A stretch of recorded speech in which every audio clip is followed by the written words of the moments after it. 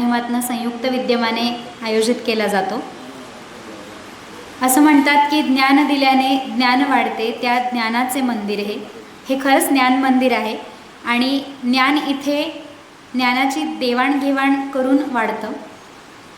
दर महिन्यातनं एका कुठल्या तरी दिवशी कुठल्या तरी पत्रकारिता या विषयाशी संबंधित किंवा समाजातल्या कुठल्या तरी या मीडिया या विषयाशी संबंधित एक्सपर्ट्सला इथे आमंत्रित केलं जातं आणि त्या पत्रकारिता ते चरित्रलेखन सर्वांचं पुन्हा एकदा मी सहर्ष स्वागत करते। आजचे मान्यवर माननीय सारंग दर्शने सर हे आपल्याला पत्रकारिता ते चरित्रलेखन या विषयावरती मार्गदर्शन करणारच आहेत, पण त्यापूर्वी सर्वप्रथम मी सुनील हरपुडे सर यांना विनंती करते की त्यांनी कार्यक्रमाचं प्रास्ताविक करावं।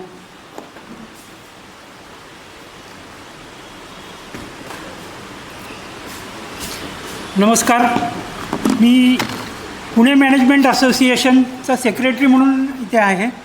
तर पुणे मॅनेजमेंट असोसिएशनची फॉर्मरली म्हणजे अनौपचारिक स्थापना जी झाली 1967 साली झाली आणि 1977 साली त्याचं प्रॉपर ट्रस्ट म्हणून रजिस्ट्रेशन झालं। आपण 49वं वर्ष आत्ता पूर्ण करत आहोत।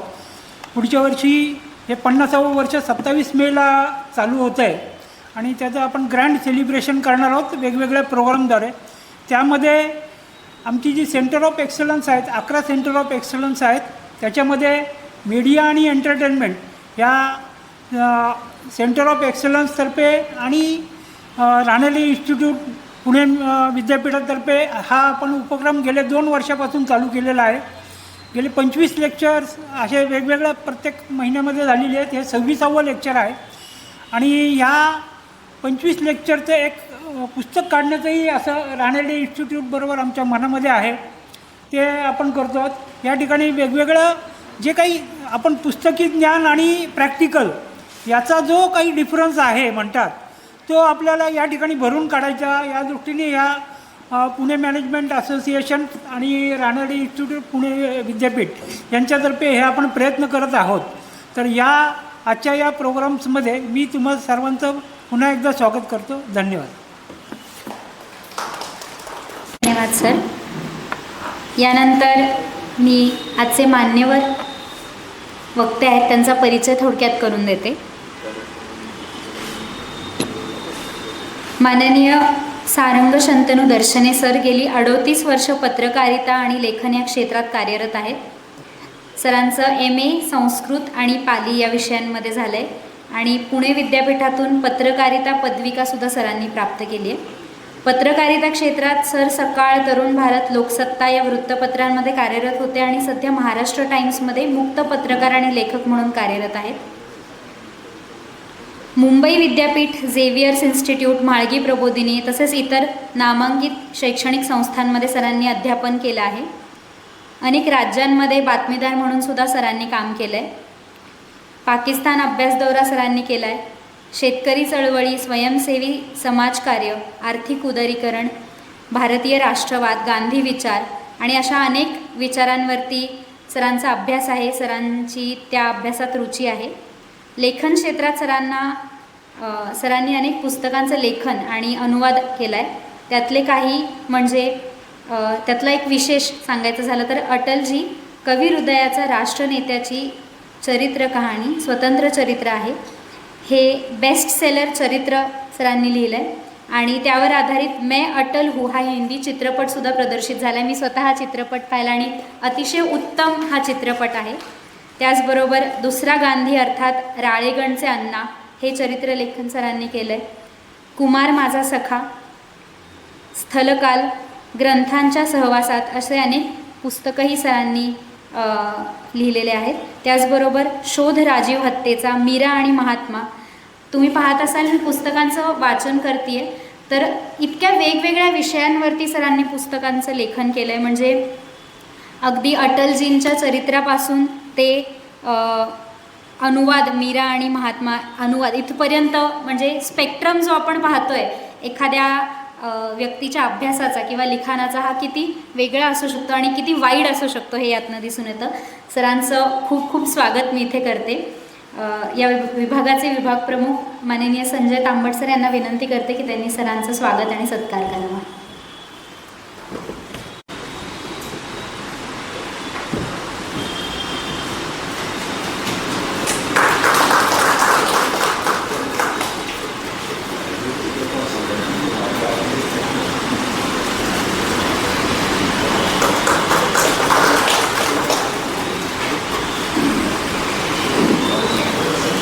धन्यवाद.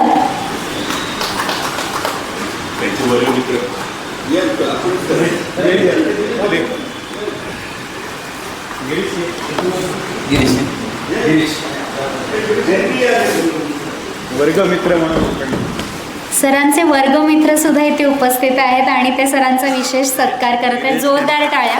गिरीश खेमकर, दिलीप फलटणकर, प्रसाद मिराजदार या वर्गमित्र. गिरीश खेमकर सर, प्रसाद मिराजदार सर आणि दिलीप सर फलटणकर.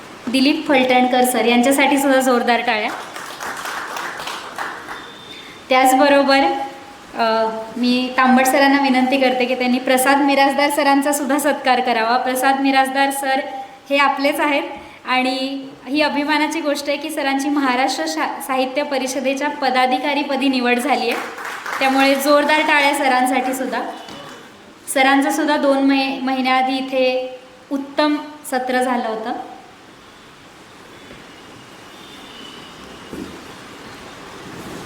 धन्यवाद. यानंतर जास्त वेळ न घेता मी सर्व मान्यवरांना पुढे स्थानापन्न होण्याची विनंती करते आणि आजचे माननीय वक्ते. पण इथे जी ज्येष्ठ मंडळी आली आहेत, म्हणजे उदाहरणार्थ नीती बडवे आल्या आहेत, त्याच्यानंतर आमचे दिनेश गुणे आले आहेत, सुभाष इनामदार आले आहेत, या सगळ्यांमुळे माझ्या मनावरती एक थोडंसं दडपण असं आलं की अरे एवढी ज्येष्ठ मंडळी आली आहेत तर आपण पण तितकं गांभीर्याने आणि आपल्याला बोलता आलं पाहिजे असं मला एक दडपण आलं. पण मी ते बाजूला ठेवतो आणि तुमच्याशी गप्पा मारतो. आज दुसरा एक चांगला योग म्हणजे मी रानडेचा विद्यार्थी आहे आणि आमची डिप्लोमाची पहिली बॅच होती आणि त्या डिप्लोमाच्या बॅचचे प्रसाद, आत्ता तुम्हाला सगळेजण दिसले तर आम्ही चौघं, गिरीश, मी, प्रसाद आणि दिलीप फलटणकर हे आम्ही सगळे क्लासमेट्स आहोत. आणि आमच्या बॅचचं एक वैशिष्ट्य म्हणजे आमच्या बॅचच्या मंडळींनी सगळ्यांनी एकत्र निधी जमा करून पुढच्या सगळ्या लोकांसाठी आम्ही बक्षीस दिलं होतं. मला असं वाटतं ते ठेवलं होतं. आता ते चालू असेल. आणि आमची डिप्लोमाची पहिली बॅच होती आणि या सगळ्या माझ्या मित्रांनी मला वॉकवर दिला आणि त्याच्यामुळे मला थोडे 2-3 मार्क जास्त पडले. आणि शेजारच्या वर्गामध्ये आमचा वर्ग व्हायचा तर मला इथे आल्यापासून आठवणी सगळ्यांच्या होत्यात आणि आजच्या विषयाच्या निमित्ताने ते म्हणजे एक मला आठवण होती ती चंद्रकांत घोरपडे सरांची. ते केसरीचे संपादक होते आणि ते आम्हाला शिकवताना अनेकांच्या अनेक आठवणी आहेत. पण माझ्या मनात एक रुतून बसलेली एक आठवण होती ती म्हणजे ते सांगायचे की पत्रकार व्हायचं म्हणजे तुम्हाला काय करायला पाहिजे तर वाचायला पाहिजे. मग आणखीन काय करायला पाहिजे, आणखीन वाचायला पाहिजे. आणि समजा शेवटी वाचायचा कंटाळा आला तर मग काय करायचं, तर मग जे वाचताय ते बाजूला ठेवायचं आणि दुसरं काहीतरी वाचायचं.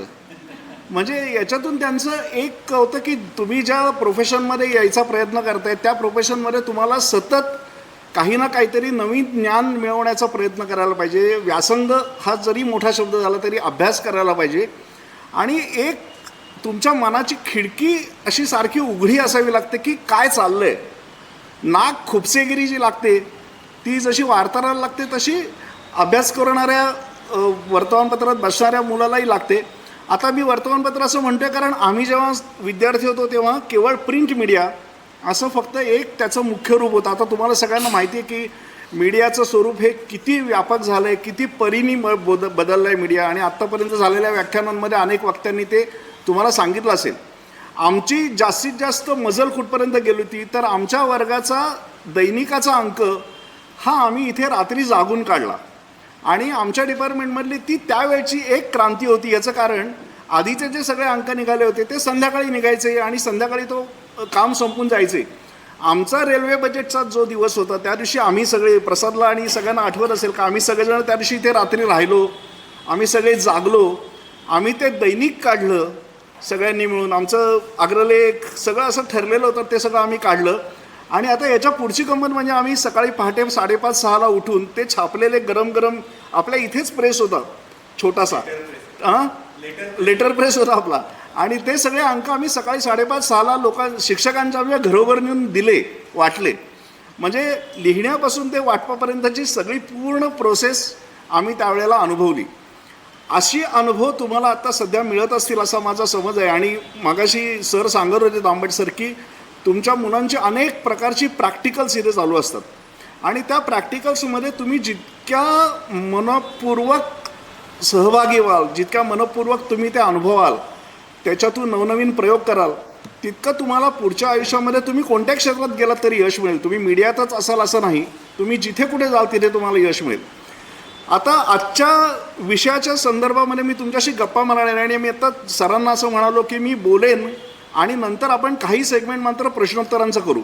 त्याच्यामध्ये 2 गोष्टी, म्हणजे तुम्ही आधीचं ऐकलं आहे का नाही याची एक बारीकशी चाचणी होते आणि दुसरं म्हणजे तुम्ही जर काही संवाद केलात, काही जर बोललात तर मला तुमच्याकडून फीडबॅक मिळेल आणि तुम्ही कोणत्या लाईनवरती विचार करता याची मला कल्पना येईल आणि आपला संवाद होईल. तर त्याच्यासाठी संवादासाठी तुम्ही तयार राहा.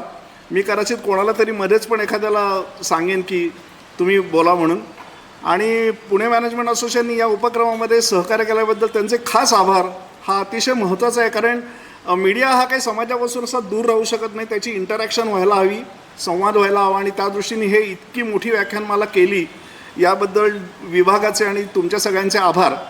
आता मुख्य म्हणजे मी पत्रकार होतो आणि आता मी पत्रकार पण आहे आणि शिवाय चरित्रलेखक म्हणून मला लोक ओळखतात.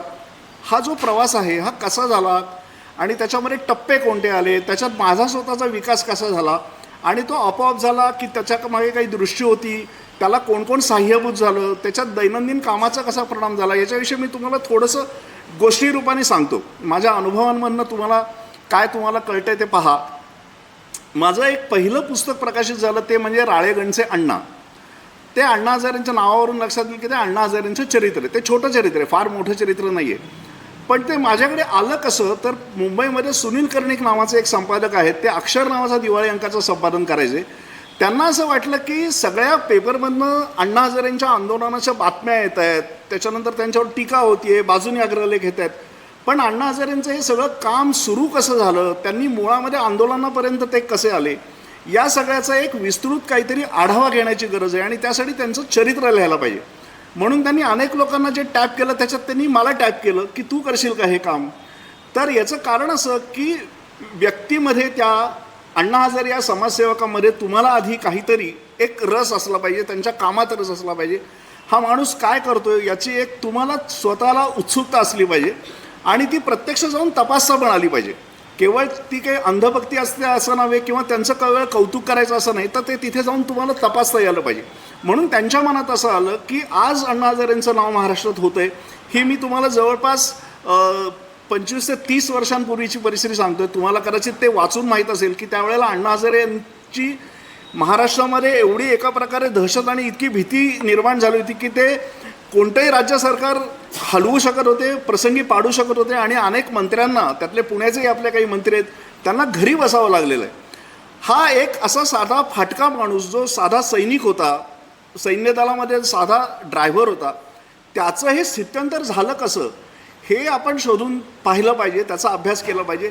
असं मला कर्णिकांनी सगळं सांगितल्यामुळे मी त्या चरित्राच्या कामाला सुरुवात केली आणि मग मी राळेगणला गेलो. राळेगणला मी त्यांना न भेटता त्यांच्या कामाचं सगळं आधी पाहिलं की हे काम खरंच महत्त्वाचं आहे का, किती झालं आहे. आणि दुसरी गोष्ट म्हणजे समाजसेवा करणारा एखादा माणूस हा अचानक आंदोलनाला का उभा राहतो, त्याचं मुख्य काम सोडून तो इकडे का जातो, तर त्याच्यामागे काहीतरी कारण असेल ना. तर ते कारण असं होतं की त्यांच्या स्वतःच्या ज्या स्कीम्स होत्या त्याच्यामध्ये अनेकदा टक्केवारीची मागणी व्हायला लागली आणि त्याच्यातून त्यांच्या मनामध्ये राग आला की मी समाजासाठी काम करत असताना आमच्या गावाच्या कामासाठी तुम्ही टक्केवारी का मागता. मग त्यांनी ते काम सुरू केलं, तालुका, जिल्हा, राज्य. आणि असा प्रसंग आला की राळेगणला मध्य प्रदेश, कर्नाटक, आंध्र, उत्तर प्रदेश इथपासून लोक यायला लागली त्यांना भेटायला की अण्णा तुम्ही आम्हाला मार्गदर्शन करा आणि आंदोलनासाठी आम्हाला सहाय्य करा. अशा अण्णांचा अभ्यास करण्यासाठी मग मी राळेगणला गेलो, त्यांच्या आसपासच्या मंडळींची मुलाखती घेतल्या आणि तुम्हाला सांगायचं विशेष म्हणजे त्यावेळेला फारसं मोठं प्रकाशन नसलेल्या एका संस्थेने ते चरित्र प्रकाशित केलं. आता आज जर आपण बघितलं तर ते किती खपलं किंवा किती लोकांपर्यंत गेलं या प्रश्नाचं उत्तर मला सांगता येणार नाही.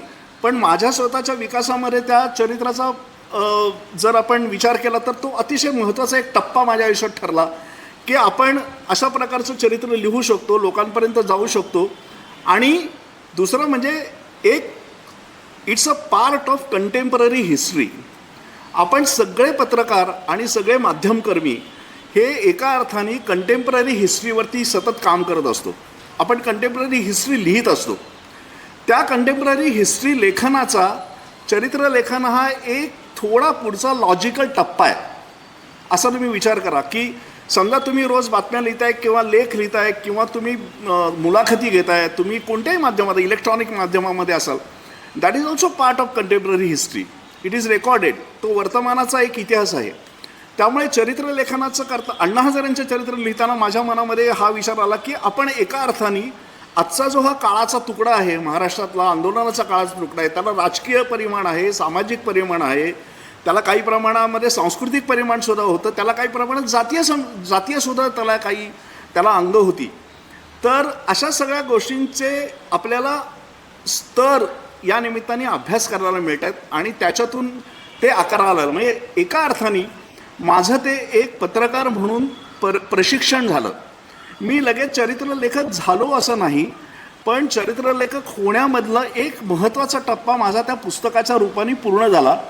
आणि ते काम माझ्याकडून केवळ मी केलं नाही, तर ते माझ्याकडून सुनील कर्णिकांनी, शिवा घुगे नावाचे एक तरुण संपादक होते, ते आता नाही आहेत दुर्दैवाने, त्यांनी अत्यंत प्रायोगिक अशा प्रकारची पुस्तकं प्रकाशित केली. आणि त्यांची पुस्तकं आज जर आपण काढून बघितलं तर त्यांनी वेगळा विचार करून केलं. तो सुद्धा माध्यमकर्मी होता आणि प्रकाशनाच्या अंगाने त्यांनी एक मोठी कॉन्ट्रीब्युशन महाराष्ट्राला केली होती. असं सगळ्यांचं एक कलेक्टिव्ह व्हेंचर म्हणून ते अण्णांचं पुस्तक प्रकाशित झालं. त्या पुस्तकाचं मला जो फीडबॅक मिळाला त्याच्यामधून माझ्या एक गोष्ट लक्षात आली की आपल्याला अशा प्रकारे व्यक्तिमत्वांचा थोडाफार अभ्यास करता येतो आणि त्यांच्याविषयी आपल्याला काहीतरी लिहिता येतं. आता व्यक्तींचा अभ्यास का करायचा किंवा व्यक्तींच्या अभ्यासातून काय मिळतं, तर मला नेहमी असं वाटत असतं की सगळ्या समाजाचा जो वेगवेगळ्या प्रकारचा इतिहास आहे, सांस्कृतिक इतिहास असेल, राजकीय इतिहास असेल, तो नेहमी अशा प्रकारच्या व्यक्तीच घडवत असतात. त्या त्या क्षेत्रात नेतृत्व करणारी जी मंडळी असतात ती मंडळी समाजाचा तो त्या काळातला इतिहास लिहित असतात, इतिहास घडवत असतात. त्यामुळे तुम्हाला त्या व्यक्तिमत्वाचा अभ्यास केल्यामुळे त्या काळाचा अभ्यास हा आपोआप होतो. मी तुम्हाला उदाहरण सांगतो की समजा तुम्ही शिवाजी महाराजांच्या चरित्राचा अभ्यास केलात तर तुम्हाला त्यांचा जन्म जरी 1630 साली झाला आणि 1680 साली महाराज गेले असले तरी या 50 वर्षांच्या पुढच्या 50 वर्ष आणि मागच्या 50 वर्ष असा जवळजवळ तुमचा 150 वर्षांच्या महाराष्ट्राचा, बृहन महाराष्ट्राचा आणि भारताचा असा संपूर्ण व्यापक अभ्यास किंवा विचार तुमचा होऊ शकतो. त्याचा केंद्रबिंदू हे शिवाजी महाराज असतात. चरित्रलेखनाच्या बाबतसुद्धा असंच असतं. मी तुम्हाला माझ्या पुढच्या काही पुस्तकांच्या निमित्ताने हा मुद्दा थोडा आणखीन सविस्तर सांगतो की चरित्रलेखनाच्या बाबतीतसुद्धा असंच असतं की चरित्रलेखन करताना जो चरित्र नायक आहे त्या चरित्र नायकाची गोष्ट आपण सांगत असताना आपण त्या संपूर्ण समाजाचा एक इतिहास सांगत असतो, तो इतिहास तपासत असतो. म्हणून आपल्याला लक्षात येईल की एकाच व्यक्तीचं चरित्र हे वेगवेगळ्या काळात वेगवेगळं लिहिलं जातं. म्हणजे शिवाजी महाराजांचं चरित्र 19व्या शतकात वेगळं लिहिलं गेलं, 20व्या शतकात वेगळं, 21व्या शतकात, आता पुढच्या 22व्या शतकात लिहिलं गेलं तर ते आणखीन वेगळं असेल. याचं कारण त्याला समकालीन संदर्भ येतात आणि समकालीन विचार पद्धतीने त्या चरित्राचं विश्लेषण, ॲनालिसिस करण्याच्या वेगवेगळ्या पद्धती निर्माण होतात.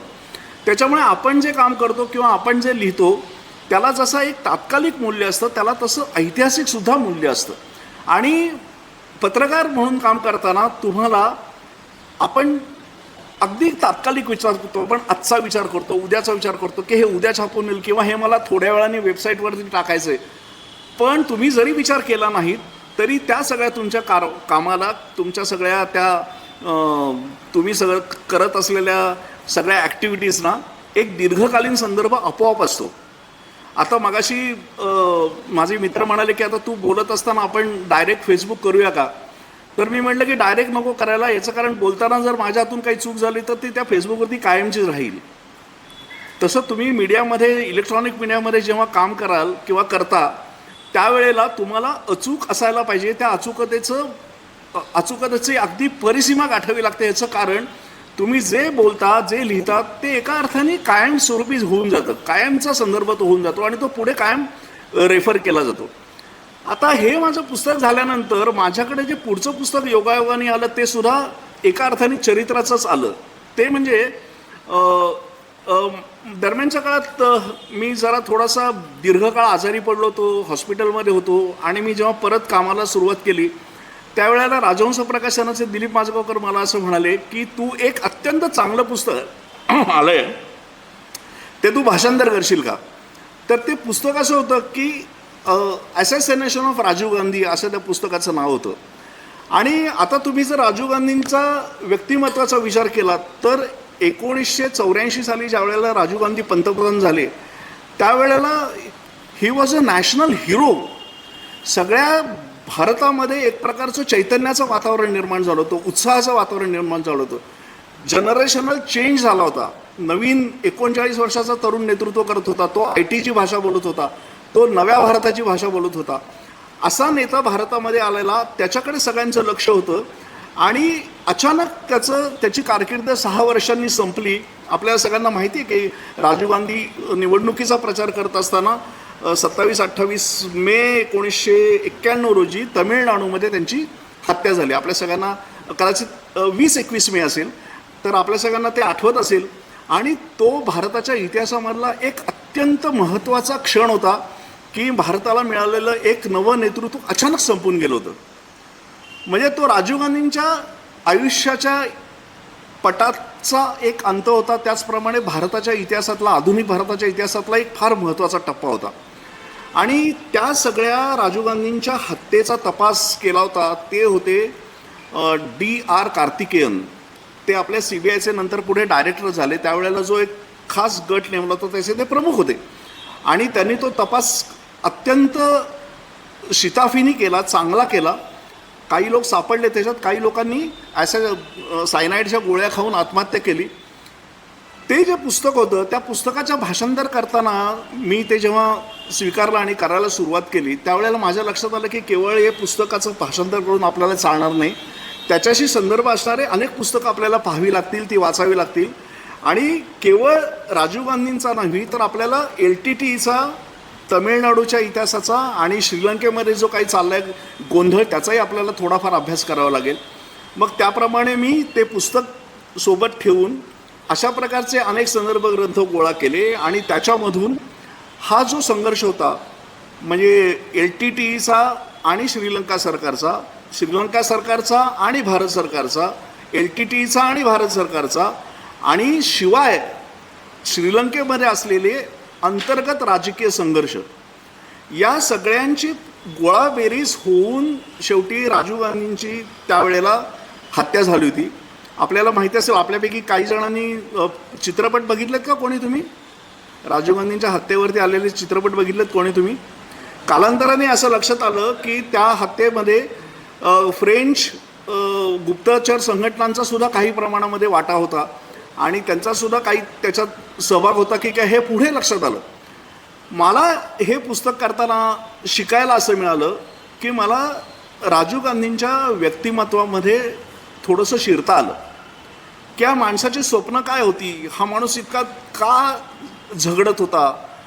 त्याच्यामधलं एक तुम्हाला मी माझ्या पुस्तकात आलेल्या 2-3 छोट्याशा आठवणी सांगतो, त्याच्यावरून तुमच्या लक्षात येईल की त्यांचं राजीव गांधींच्या त्या प्रचाराच्या फेरीमध्ये ते इतकं प्रचंड कष्ट करत होते, इतके प्रचंड फिरत होते की त्यांच्या हातामधली जी एंगेजमेंट रिंग आहे ती शेवटचे 8-10 दिवस गळून पडायला लागली. तर तेव्हा त्यांना सोनिया गांधीने सांगितलं की अरे तुझ्या हातातली रिंग गळून पडती, तू इतका कष्ट करतोयस, इतकं तुझं वजन घटलं आहे. आणि पुढे त्यांना काही वर्षांनी असं वाटलं की अरे ती एक भयसूचक म्हणजे घंटाच होती की काय, की असं झालं. कार्तिकेयांनी त्याच्यामध्ये एक आठवण लिहिली आहे की एकदा त्यांना प्रचाराची फेरी करत असताना अचानक कार्यक्रम बदलावा लागला आणि एका ठिकाणी त्यांचा मुक्काम पडला. योगायोगाने काय झालं, त्यांनी त्यांची कपड्यांची बॅगच दिल्लीतून घेतली नव्हती समोर किंवा विसरले होते, काहीतरी झालं होतं. म्हणून कार्तिकेयन होते त्यांनी नॉक केलं, आतमध्ये गेले. तर राजीव गांधी हे टॉवेल गुंडाळलेल्या अवस्थेमध्ये होते आणि त्यांनी दार उघडलं. ते म्हणाले सर काय? म्हणजे ती बॅग विसरलो ना, तर आता उद्या सकाळी प्रचार सभा आहे, तर मी आत्ताच कुर्ता धुवून टाकतो माझा. तर टाकलाय धुवून, आता तो रात्रीत वाळेल आणि मी घालेन. आपल्याला राजकीय नेत्यांचं जे चित्र बाहेरून दिसतं किंवा आपण त्यांच्याकडे जे बघतो त्याच्यापेक्षा किती वेगळ्या गोष्टी असतात त्या गोष्टी मला, मी आता पुढे अटलजींच्या वेळेला जेव्हा तुम्हाला सांगेन तेव्हा याचा एक धागा येईल, तो मी तुम्हाला सांगतो. पण अशा प्रकारच्या राजीव गांधींच्या व्यक्तिमत्वाने मला खूप एक प्रकारची भुरळ पाडली.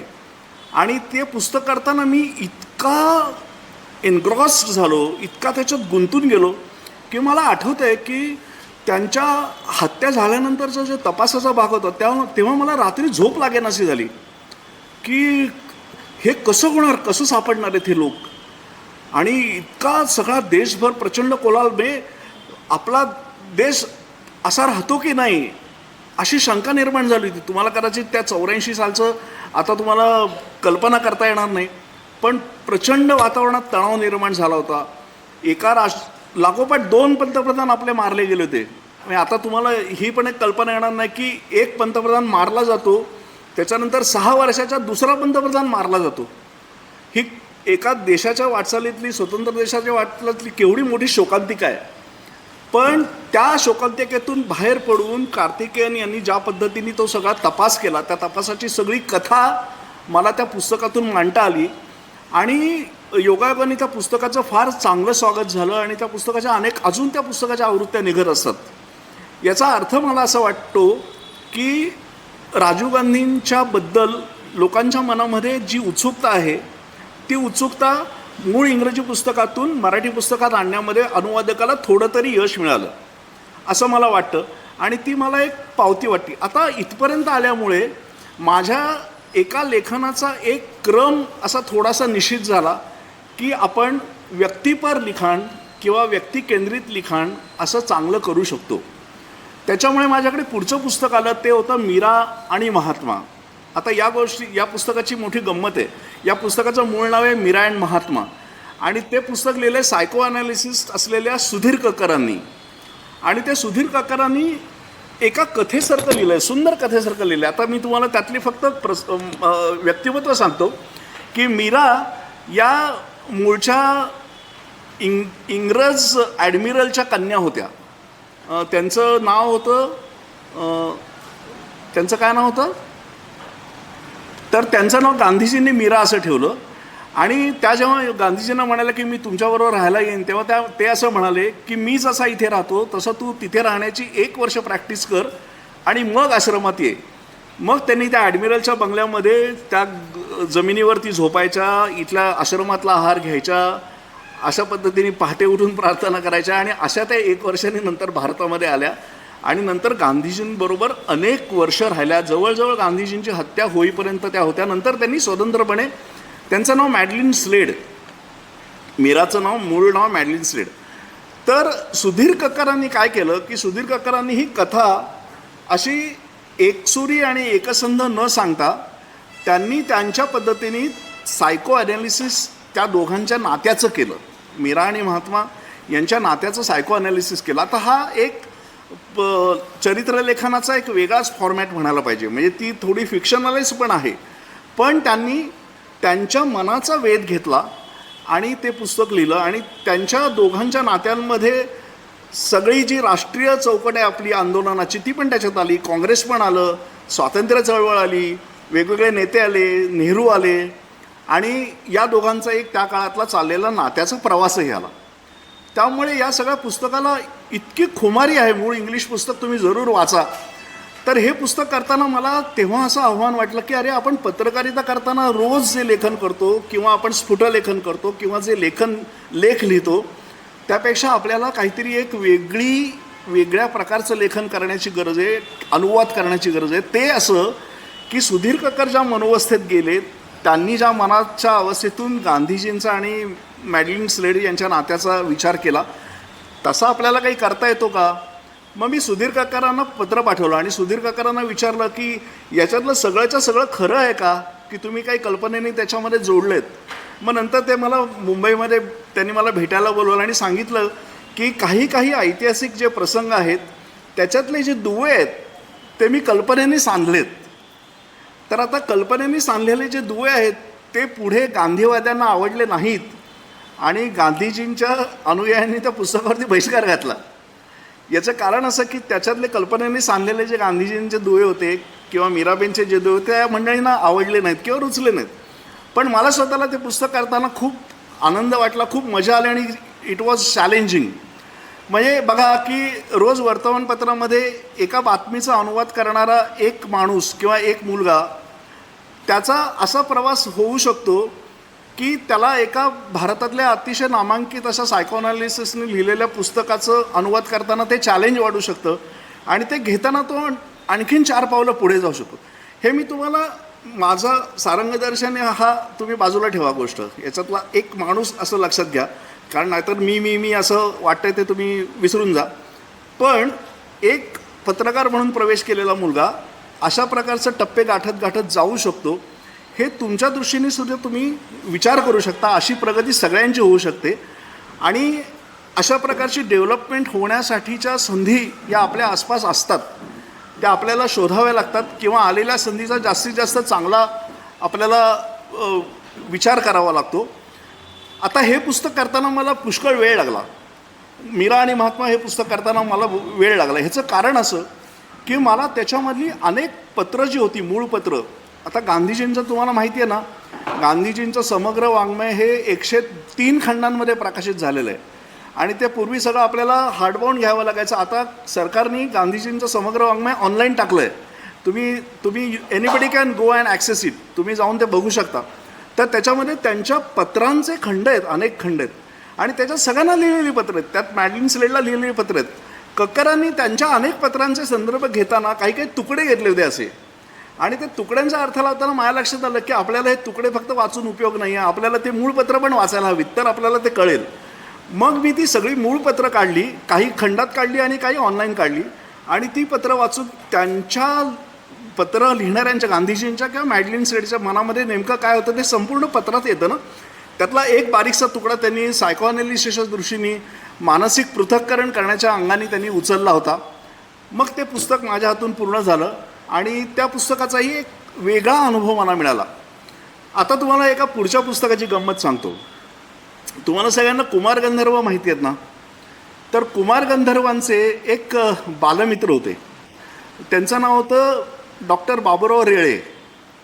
ते स्वतः होते टॅक्स कन्सल्टंट आणि ते आणि कुमार गंधर्वांनी लहानपणापासून एकत्र प्रवास केला होता, गायनाचा प्रवास एकत्र. त्यांचे गुरु देवधर मास्तर, तुम्हाला सगळ्यांना ही नावं जर अपरिचित वाटली तर ती तुम्ही नोंदवून ठेवा आणि ती नंतर तुम्ही तपासा की ही माणसं कोण आहेत. ही सगळी महाराष्ट्राच्या देशाच्या इतिहासातली महत्त्वाची माणसं आहेत. तर हे बी आर देवधर हे देवधर स्कूल मुंबईमध्ये जे चालतं त्यात शास्त्रीय संगीताची रीतसर पद्धतशीरप्रमाणे शिकवणी देणारा ही पहिली मोठी संस्था होती.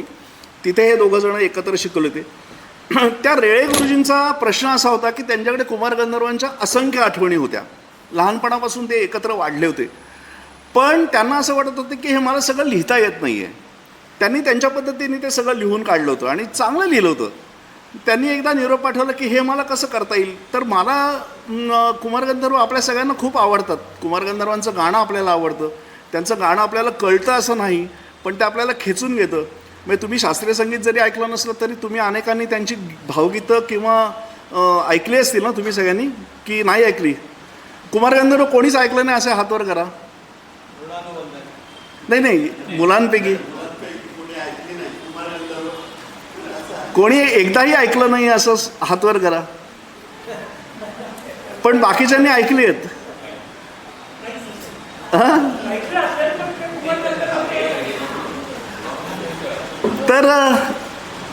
तर कुमार गंधर्वांचा एक सांगीतिक प्रवास झाला होता आणि त्या प्रवासामधली एक मोठी अडचण अशी झाली होती, हे तुम्हाला इंटरेस्टिंग वाटेल. ते म्हणजे कुमारांना ऐन तारुण्यामध्ये त्यांच्या फुफ्फुसाला बाधा झाली. आता गायनाचा गायक असणाऱ्याचा फुफ्फुस एक महत्त्वाचा अवयव आहे ना, ताकद दमसाच पाहिजे ना तुम्हाला.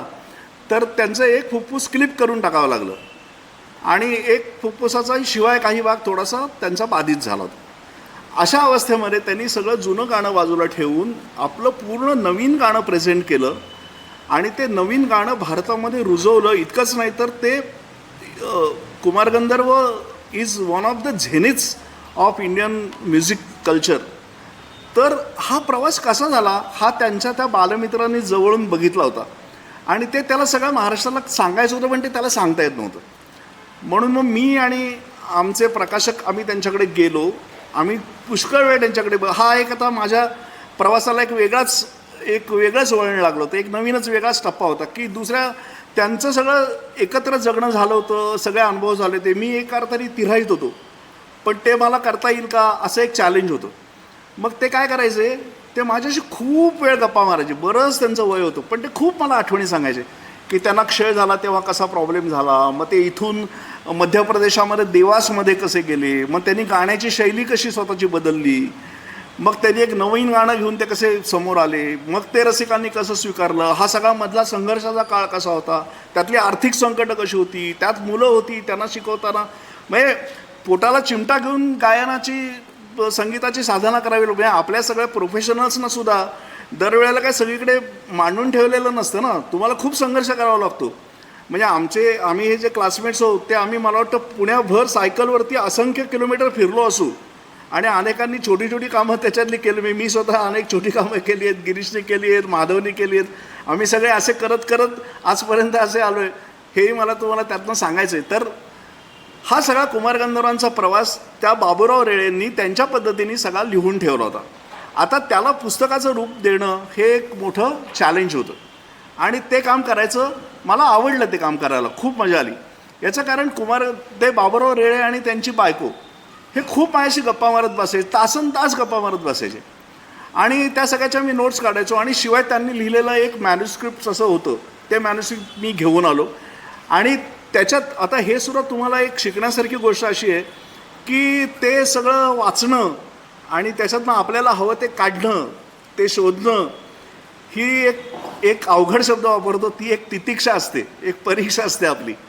म्हणजे तुम्हाला हा सुद्धा एक धडा असतो की आपल्याला संयमाने चिकाटीने ते काम करत राहावं लागतं. त्याच्यातून मग पुढे ते होतं. आणि मग असं बरेच दिवस जवळजवळ 1.5 वर्ष केल्यानंतर त्याच्यातून कुमार माझा सखा असं एक पुस्तक प्रकाशित झालं. आणि ते सगळं कुमारांचं आजपर्यंत सगळं जे चरित्र होतं किंवा त्यांचं जे सगळं लोकांना माहीत असलेलं सगळं संगीताची वाटचाल होती त्याच्यापेक्षा पूर्ण वेगळं चित्र एक लोकांना त्याच्यातून दिसलं. आणि ते चित्र असं होतं की त्यांची अत्यंत उत्तम गाणारी अशी पहिली पत्नी गेली, मग त्यांची शिष्य असणारी दुसरी पत्नी, मग त्याच्यातून त्यांचा सगळा मध्य प्रदेशात झालेला प्रवास, मग त्यांनी निर्माण केलेले नवीन राग, नवीन कार्यक्रम त्यांनी केलेले, मला उमजलेले बालगंधर्वसारखा अतिशय अप्रतिम कार्यक्रम, हा सगळा प्रवास हा बाबूराव मुंबईमध्ये राहून किंवा कधीकधी देवासला जाऊन किंवा वेगवेगळ्या देशातल्या मैफलींना जाऊन टिपत होते आपला मित्र कसा प्रवास करतोय. आणि ते सगळं ते कधीकधी काही लिहून ठेवत होते, काही त्यांच्या मनामध्ये होतं. हे त्यांनी सगळं लिहिलेलं आणि त्यांच्या मनातलं असं सगळं त्यांनी मला सांगितलं आणि त्याच्यातून हे पुस्तक जन्माला आलं. त्याचं नाव कुमार माझा सखा. आता या पुस्तकाच्या पण आणि त्याच्यात ते झाल्यानंतर बाबूरावांना इतका आनंद झाला की बाबूरावांनी प्रकाशकांना सांगितलं की माझ्या वाटणीची जी रॉयल्टी आहे ती पण तू सारंगलाच देऊन टाक, मला त्याच्यातली काही रॉयल्टी नको. आता हा त्यातला रकमेचा भाग नाही आहे, हा त्यांच्या प्रेमाचा भाग आहे. पण मला त्या कामाचं समाधान असं वाटलं की एका वेळेला आपण कोणतंही तुम्ही जेव्हा प्रोफेशनल काम करता त्याचे तुम्हाला एक कमर्शियल रिटर्न्स मिळत असतात किंवा एक मॉनिटरी रिटर्न्स मिळत असतात. ते तुम्हाला सगळ्यांना काही वर्षांनी अनुभव याचा येत जाईल. पण त्याबरोबर तुम्हाला त्याचं एक मानसिक समाधान मिळतं का, त्याची एक फुलफिलमेंट तुम्हाला अनुभवता येते का, तुम्ही काहीतरी कॉन्ट्रीब्यूट केलं आहे असं तुम्हाला वाटतं का, असा एक वेगळा आस्पेक्ट असतो. आणि तुम्ही जसं पुढे काम कराल तसं तुमच्या लक्षात येईल की या इतकंच हे दुसरं पण खूप महत्त्वाचं असतं.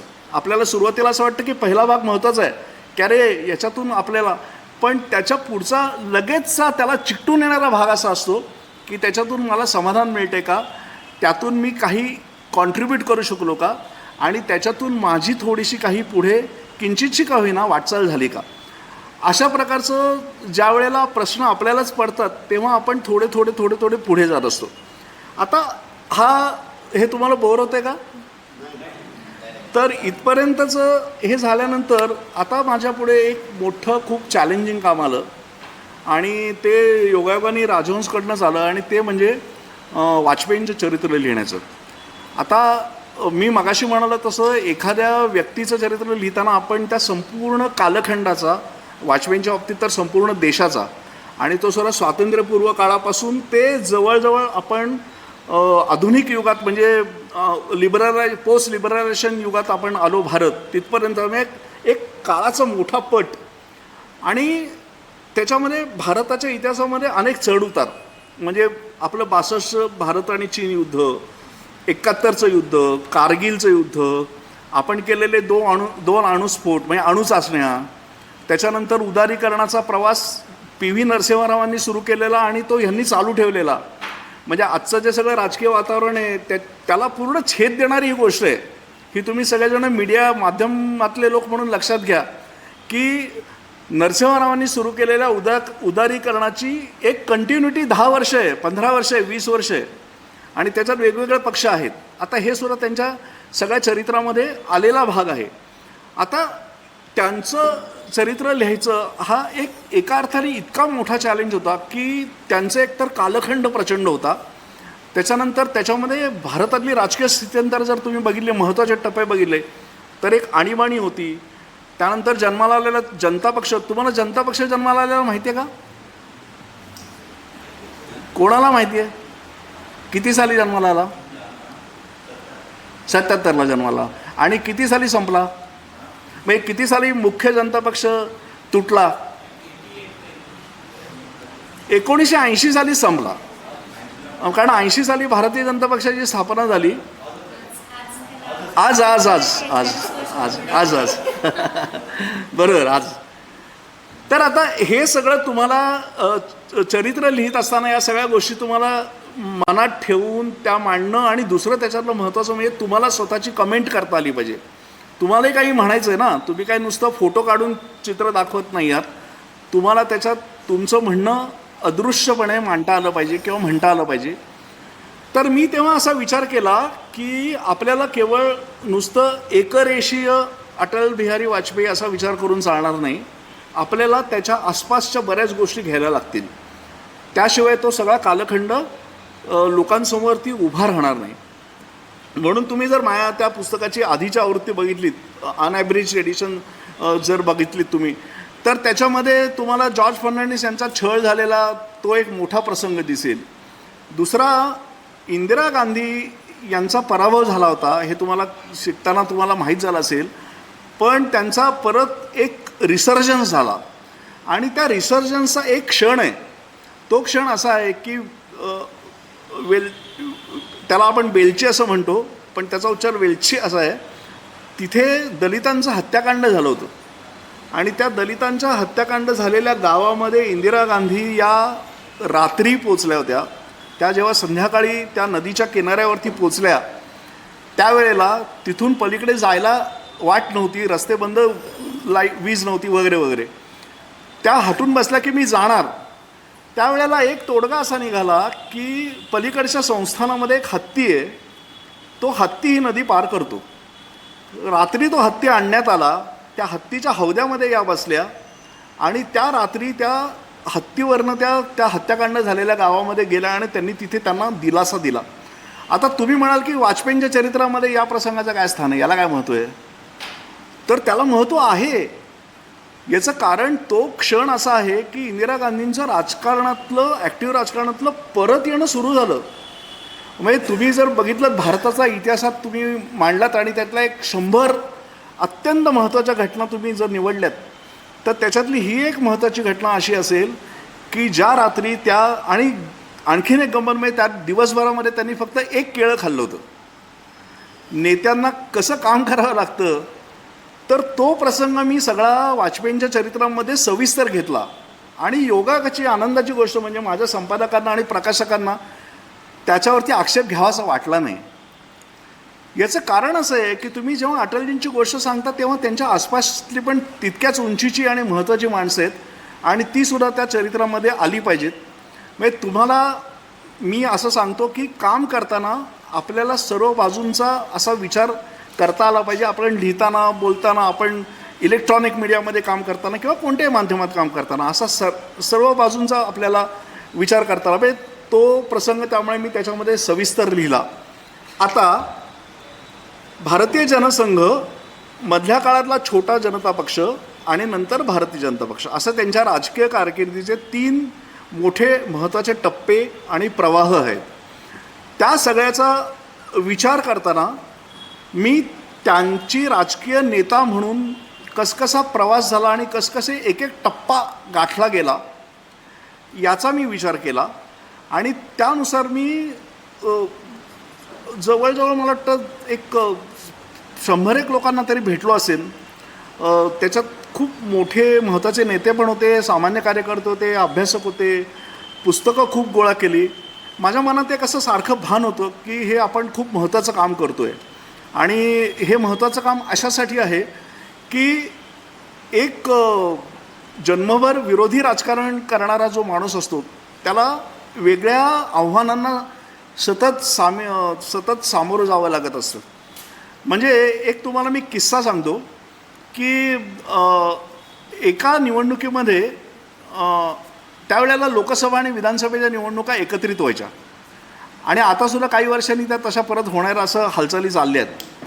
तर त्यावेळेला गंमत अशी झाली की वाजपेयी ज्या लोकसभा मतदारसंघामधून उभे होते त्या मतदारसंघामध्ये त्यांचा विजय झाला, पण त्या मतदारसंघातल्या विधानसभा मतदारसंघामध्ये फक्त एकच उमेदवार त्यांचा निवडून आला, बाकी सगळे उमेदवार वेगळ्या पक्षाचे निवडून आले, काँग्रेसचे निवडून आले.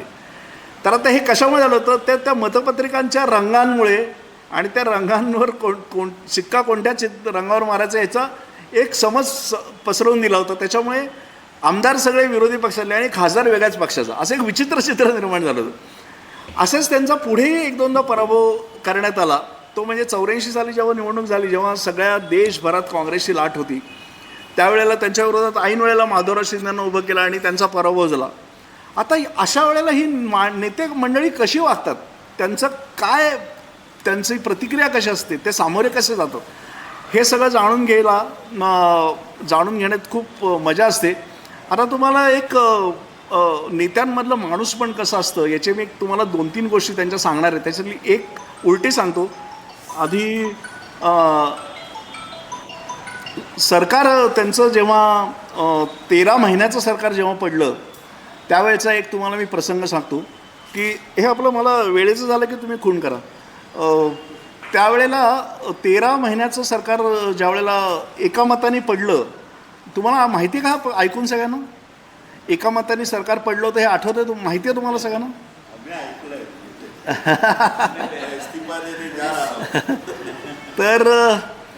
तर आता लोकसभेच्या पटलावरती पराभव झाला आणि सगळे नेते आपापल्या ठिकाणी निघाले. पंतप्रधानांचं संसद भवनामधलं कार्यालय, तिथे अटलजी गेले आणि बसले, 2 मिनटं बसले आणि नंतर अटल बिहारी वाजपेयी ढसढसा रडायला लागले.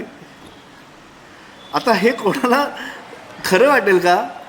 म्हणजे त्यांचा रडणं हे इतकं विकोपाला गेलं की त्या खोलीतून प्रमोद महाजन धावून संसदेत गेले आणि त्या आडवाणींना म्हणाले, अहो लालजी, त्या अटलजी रडतात, तुम्ही तिकडे चला. मग त्यांना समजावायला त्यांच्या बरोबरीचा कोणीतरी माणूस पाहिजे ना. हे सगळे लोक छोटे. मग ते गेले. तर त्यांच्या अश्रूंचं कारण असं होतं की एवढं मोठं मनवंतर झालेलं पण ते फसलं. आपण इतके लढलो, इतका प्रचार केला आणि एका मताने पडलो आपण. आणि त्यावेळेला ते नंतर थांबले, शांत झाले आणि ते असं म्हणाले, एक मत से, खाली एक मत से, असं म्हणाले ते.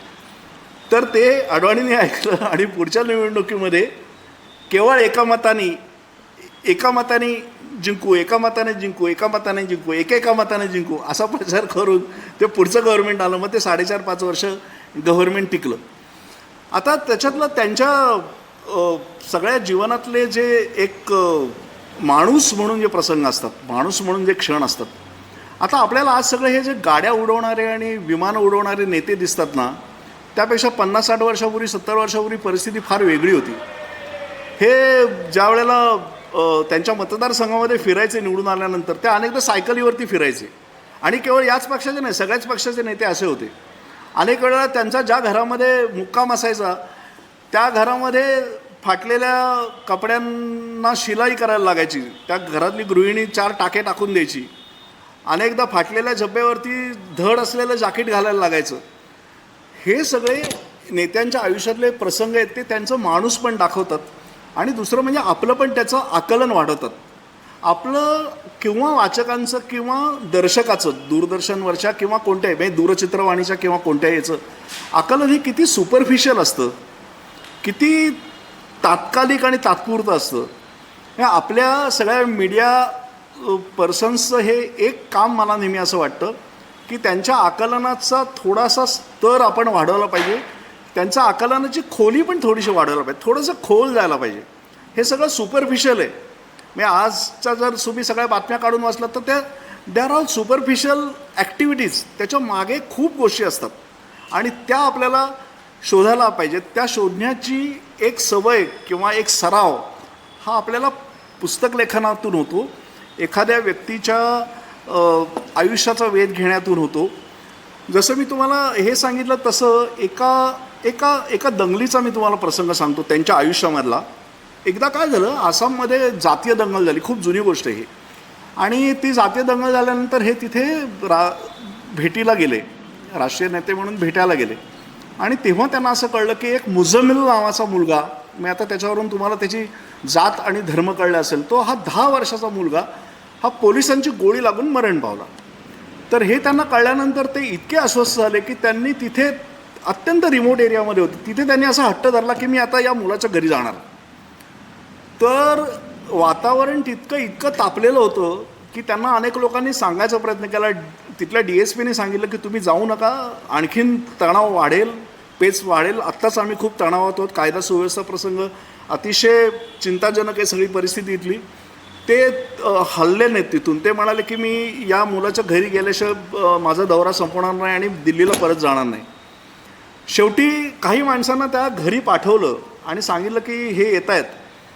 तर त्या वस्तीमध्ये पण अचानक तणाव निर्माण झाला आणि असं वातावरण निर्माण झालं की आता याच्यातून काय होईल पुढे.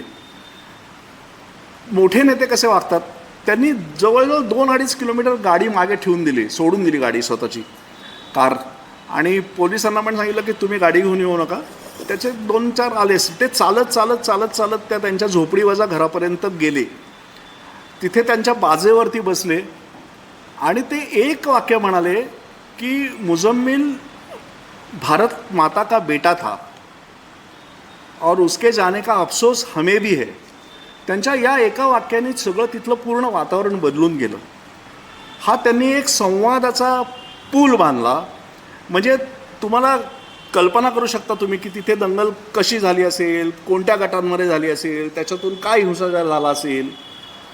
मोठे नेते हे अशा प्रसंगी कसे वागतात, म्हणजे त्यातला लीडरच्या पुढचा एक जी कॅटेगरी असते स्टेट्समन म्हणून, ते स्टेट्समन म्हणजे मुत्सद्दी नेता कसा वागतो, मोठा नेता कसा वागतो, त्याचं ते उदाहरण त्यांनी सांगत बसले नाहीत. ते कोणाला त्यांनी स्वतःच्या वागणुकीमधून त्यांनी ते दाखवून दिलं.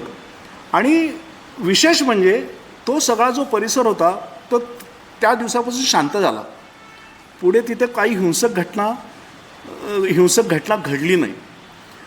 आता आपण सगळं राजकारणाचं जे आकलन पाहतो त्याच्यामधल्या ज्या इंट्रिकसीज असतात, एक छोटे छोटे अंतप्रवाह असतात, ते कसे काम करतात याचं मी तुम्हाला एक अटलजींच्या चरित्राच्या निमित्ताने एक छानसं उदाहरण सांगतो आणि नंतर आपण गप्पा मारूया.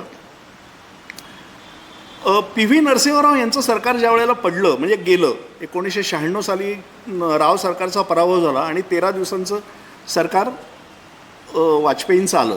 हे तुम्हाला सगळ्यांना लक्षात ठेवा. त्यावेळेला शपथविधी जेव्हा चालू होता त्यावेळेला नरसिंहरावांनी अटलजींना, हे सगळं डॉक्युमेंटेड आहे बरं का, आणि हे मी माझ्या चरित्रात लिहिलं आहे, कदाचित ते सिनेमामध्ये पण आलं आहे. त्याच्यात त्यांना म्हटलं, अटलजींना असं म्हटलं रावांनी की अटलजी वो एक काम रह गया, असं ते म्हणाले. वो एक काम रह गया असं एवढंच म्हणाले. तर ते म्हणाले हां म्हणाले, फक्त काही बाकी बोलले नाही, हां म्हणाले. दुर्दैवाने ते 13 दिवसातच ते सरकार पडलं, अटलजींचं सरकार पडलं. त्याच्यानंतर इंद्रकुमार गुजरालांचं सरकार आलं, ते काही महिने टिकलं, 11 महिने टिकलं. त्याच्यानंतर देवेगौडांचं सरकार आलं, ते 7 महिने टिकलं आणि परत निवडणुका झाल्या आणि 1999 साली अटलजी परत पंतप्रधान झाले. 98 साली परत पंतप्रधान झाले, म्हणजे दुसऱ्यांदा पंतप्रधान झाले. दुसऱ्या पंतप्रधानपदाची त्यांनी शपथ घेतल्यानंतर त्यांनी पहिल्यांदा जर कोणाला भेटायला बोलवलं असेल तर ते त्यांनी APJ अब्दुल कलाम यांना बोलवलं.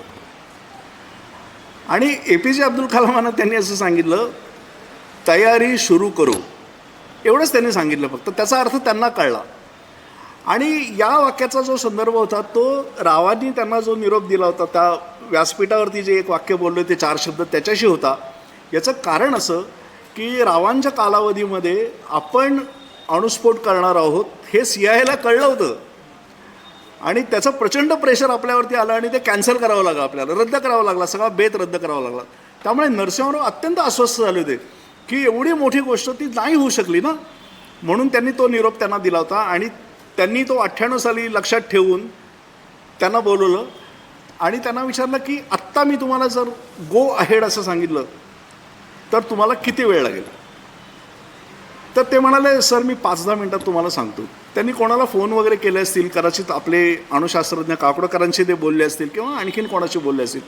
त्यांनी त्यांना सांगितलं की 58 दिवस लागतील, 58 ते 59 दिवस लागू शकतात. तर ते म्हणाले नाही, थोडे आणखीन कमी करा तुम्ही. मग त्यांचं काहीतरी बोलणं झालं आणि त्या दिवसापासून केंद्र सरकार आणि स्वतः पंतप्रधान आणि हे सगळे लोक असं काउंटडाऊन, त्यांची एक उलटमोजणी, क्षणमोजणी सुरू झाली आणि भारताने अणुस्फोट केला. तो 22 मेलाच केला, 13 मेला केला. आणि त्याचं मला असं वाटतं कोड टायटल असं होतं की Buddha laughs again, Buddha smiles again, Buddha smiles again. याचं कारण असं की इंदिरा गांधींनी जो पहिल्यांदा 1974 साली जो केला होता स्फोट, त्याचं कोड टायटल होतं बुद्ध स्माइल्स आणि याचं होतं बुद्ध स्माइल्स अगेन. आता याच्यामध्ये इंदिरा गांधी आणि वाजपेयी यांची पण तुम्हाला कंटिन्युटी दिसते आणि राव आणि वाजपेयी यांची पण एक कंटिन्युटी दिसते. हा एक राष्ट्रीय सगळा जो प्रवाह असतो त्याच्यामध्ये एक प्रकारचं एक सामंजस्य किंवा एक प्रकारचं एकच प्रवाह जो तो असतो, एकच प्रवाह असतो. म्हणजे त्याच्यामध्ये आपल्याला ज्या पद्धतीचे भेदाभेद दिसतात तसे ते नसतात. हे आकलन माध्यमकर्मींना असायला हवं. आणि मला हे चरित्र लिहिताना जास्तपणे ठळकपणे माझ्या मनामध्ये कोरलं गेलं की एक नॅशनल इथॉस असतो, एक नॅशनल प्रोग्रॅम असतो, एक नॅशनल अजेंडा असतो आणि तो पक्षांच्या पलीकडचा असतो. आणि हे पक्षांचे जे खरे मोठे नेते असतात किंवा जे द्रष्टे नेते वेगवेगळ्या पक्षांचे असतात त्यांना हे कळत असतं. आणि हे तुम्हाला तुमच्या लेखणीतून सांगता आलं पाहिजे, तुम्हाला लिहिता आलं पाहिजे, तुमच्या चरित्रातून, तुमच्या पुस्तकातून हे मांडता आलं पाहिजे.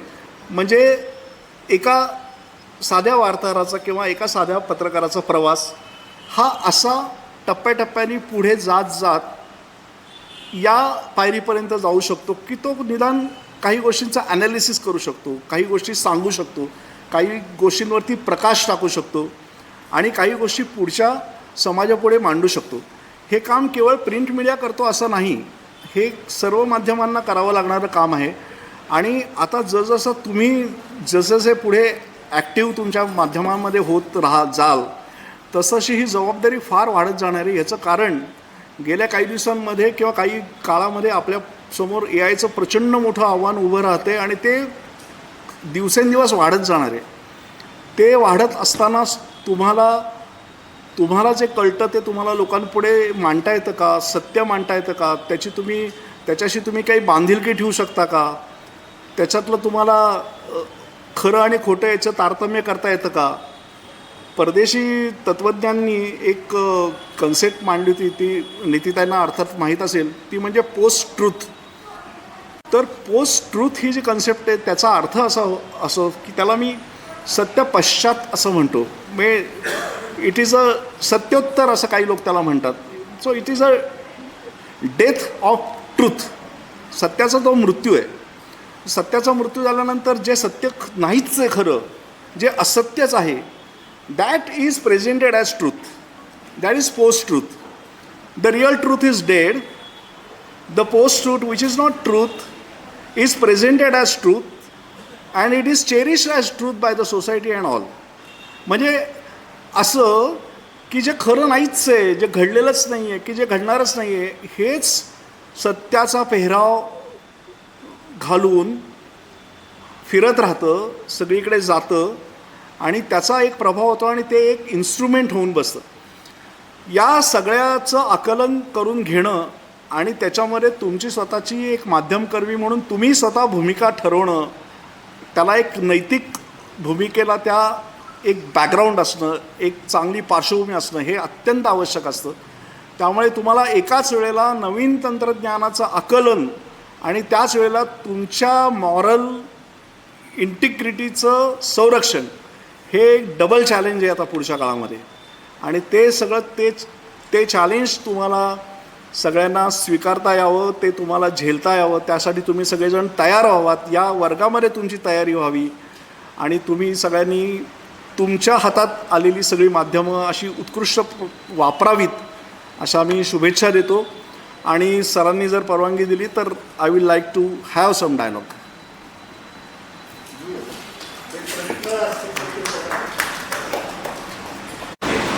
नाही, मला थोडं मोठ्यांदा बोलशील. चरित्र लिखाणामध्ये जी निष्पक्षता किंवा तटस्थता आवश्यक असते. बऱ्याचदा व्यक्ती माणूस म्हणजे गुणदोष असतात. काही व्यक्तीवर अधिक प्रेम असतात, काही लोकांचं. आता जसं मोदींबद्दल लिहिताना बरेच लोक लिहितात की मोदी शिवाजी महाराजांचे अवतार वगैरे आहेत. तर गांधींवर सुद्धा असं रंगीला गांधी म्हणून सुद्धा काही लोक द्वेष करणारे आहेत. म्हणजे ही तटस्थता कशी, ही संहिता जी आहे असं तेवढं ती कशी पाहिली जावी. आणि ते आता ते जसं तुम्ही म्हणतात की त्यावेळेस एका व्यक्तीचं चरित्र हे सहकारी इतिहास होतं. पण आता जे गांधींबद्दल बऱ्याच वेळांनी लोकांनी विचारलं त्यांचं जे त्यांच्या व्यक्तिमत्वाबद्दल काही समज आहे, गैरसमज आहे, तो आताच्या पिढीमध्ये वेगळ्या पद्धतीने. मला याच्यात असं वाटतं की तुम्ही आपल्याला जे एक जर्नलिझममध्ये सगळ्यांना शिकवतात ना, बेसिक वाक्य आहे ते अत्यंत सगळ्यांना माहिती आहे की news is sacred, comment is free. हे आपल्याला हे कधी विसरू नका. हे आपलं वेदवाक्य आहे. हे कोणत्याही बाबतीत लागू पडतं. मग आता गांधीजी म्हणाले किंवा कोणी मोदी असतील कोणाचं, तुम्ही जे सत्य आहे ते मांडा, पण तुमची कमेंट जी आहे ती मोकळी आहे. पण तुम्ही सत्य आणि कमेंट यांचं एकमेकांमध्ये गल्लत नका करू. त्याच्यामध्ये मला एक काय वाटतं की कोणत्याही व्यक्तिमत्वाचं ॲनालिसिस ज्या वेळेला आपण किंवा पृथक्करण करतो किंवा अभ्यास करतो त्यावेळेला खूप प्रकारचे त्याला निकष लावावे लागतात. त्याच्यात आपल्याला अवघड शब्द हिस्टोग्राफी असते, त्याचं भान आपल्याला असावं लागतं. आणि सगळी इतिहासातली व्यक्तिमत्व किंवा वर्तमानातली व्यक्तिमत्व जी असतात ती एका मोठ्या पटावरती मांडायची असतात. तो एक मोठा कॅनव्हास असतो. त्या कॅनव्हासवरती ती एक अशी ओरबाडून काढून त्यांचं आपल्याला असं विश्लेषण नाही करता येत. त्यामुळे त्याच्यात मला असं वाटतं की सध्याच्या वातावरणात एक काय झालं की साकल्याने जो विचार करायचा असतो, तुम्ही कोणत्या बाजूचे आहात यापेक्षा तुम्ही किती खोल आहात हे जास्त महत्त्वाचं असतं. टिळक आणि आगरकर काय एका बाजूचे नव्हते ना, किंवा टिळक आणि गोखले एका बाजूचे नव्हते, किंवा फिरोजशाह मेहता आणि टिळक एका बाजूचे नव्हते. ते वेगवेगळ्या बाजूंचे होते, पण ते खोल होते. ते त्यांच्या मतभेदांना अर्थ होता, त्यांच्या मतभेदांना तात्विक काही पार्श्वभूमी होती. आणि त्याच्यामध्ये म्हणजे आत्ताच्या सध्याच्या वातावरणाबद्दल आपण बोलूया नको, पण आपण सगळ्यांनी, तुम्ही सगळ्यांनी तरुण मुलं म्हणून एक कायम लक्षात ठेवा की इतिहासातल्या कोणत्याही महापुरुषाचा सरसकट द्वेष करता येत नाही किंवा त्याची सरसकट भक्ती पण करता येत नाही. अगदी शिवाजी महाराजांची सुद्धा. शिवाजी महाराजांची, संभाजी महाराजांचं जे काय पुढे झालं त्याच्यात एक पिता म्हणून त्यांना मोठं अपयश आलं. ते त्यांनी लिहिलं आहे, मांडलं आहे त्यांनी. त्यांना ते दुःख होतं प्रचंड. म्हणजे कोणत्याही माणसाची ब्लाइंड आपण भक्ती करू शकत नाही आणि कोणत्या माणसाचा ब्लाइंड द्वेषही करू शकत नाही. अशी दृष्टी विकसित करणं हे तर आपलं माध्यमांचं सगळ्यांचं काम आहे ना महत्त्वाचं. हे आता तुम्ही ज्यांची नावं घेतली त्यांच्याबद्दल काही जणांचा म्हणजे मला त्याच्यावरती एक उत्तर असं वाटतं की आपण अधिक वाचलं पाहिजे. आता समजा एखाद्या आता म्हणजे आपण समजा एखादी घटना घेतली इतिहासातली, अमुक अमुक घटना, समजा फाळणीची घटना घेतली, तर फाळणीच्या घटनेमध्ये कोणाची काय भूमिका आहे, त्यात कोणाच्या चुका झाल्या, त्या कोणत्या पार्श्वभूमीवर झाल्या, त्याची कोणती कागदपत्रं अवेलेबल आहेत, त्याचा अभ्यास कोणी केला आहे, हे सगळं वाचून मग आपण एखाद्या निष्कर्षाप्रत येऊन एखाद्याची भूमिका तुम्हाला पटणार पण नाही. पण आत्ता जे चाललं आहे ते आणि मी म्हणतोय ते याच्यात फरक आहे ना थोडा. काय तुला आणखीन काय म्हणायचं? नाही म्हण ना, काय म्हणायचं? एक मगाशी मीरा आणि महात्मा या पुस्तकाच्या संदर्भात झाला की घडलेल्या घटना आहे आणि मधले काही प्रसंग आहेत त्याची दुवा सोडलाय. हां, त्याचा आधार काही वेळेला घ्यावा लागतो. तर त्याचं तारतम्य कसं? त्याचं तारतम्य साधणं खूप कठीण आहे. म्हणून तर गांधीवादी त्या पुस्तकावरती नाराज झाले ना. याचं कारण असं की सुधीर कक्करने त्या पुस्तकात असं सूचित केलं आहे की मॅडलिन स्लेड जवळजवळ गांधीजींच्या प्रेमात पडली होती आणि ते गांधीजींच्या लक्षात आलं होतं, म्हणून ते तिला दूर करायचा प्रयत्न करत होते. त्याच्यातले काही दुवे त्यांनी पत्रातले असे लिहिलेत, पण ते त्यांनी जास्त स्पष्टपणे लिहिलं आहे. आता हा त्यांनी सांधलेला एक सांधा आहे, म्हणजे त्यांनी त्यांच्या कल्पनेने ते दुवे सांधलेत की त्या असं पत्र पाठवतात आणि असं निघून जातात. तर याच्यामधला हा दुवा आहे की त्या दूर व्हायचा प्रयत्न करतात की त्या प्रेमापासून असं. आता आपल्या भारताची परिस्थिती काय माहिती आहे का? भारताच्या परिस्थिती एखादा नेता कोणाच्या प्रेमात पडू शकतो काय, त्या नेत्याच्या कोणाच्या प्रेमात पडू शकतो कोणीतरी, हे आपल्याला पटतच नाही. पटत नाही म्हणजे समूह मनाला आपल्या ते पेलणारी गोष्ट नाही आहे. किंवा एखादी पंतप्रधान असेल, तिने तिच्या पूर्वायुष्यात कोणावरती प्रेम केलं असेल नवरा सोडून, तर ते आपल्याला झेपत नाही. आपल्या भारतीय मानसिकतेला ते झेपत नाही. त्यामुळे ककरांचं पुस्तक लोकांना आवडलं नाही. सर, आणि तुमचं मी सांगितलेलं झालं की अजून काय म्हणायचं तुम्हाला?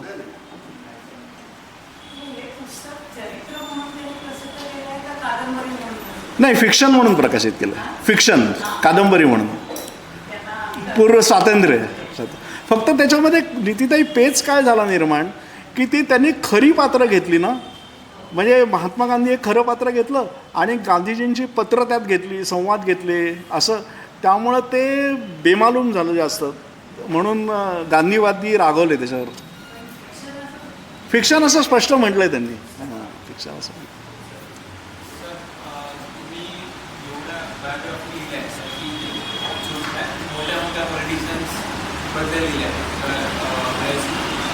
इंदिरा गांधी, राजीव गांधी, नंतर अटल बिहारी वाजपेयी, तर आत्ताचे जे पंतप्रधान आहेत त्यांच्यावरती तुम्हाला काही इच्छा आहे का?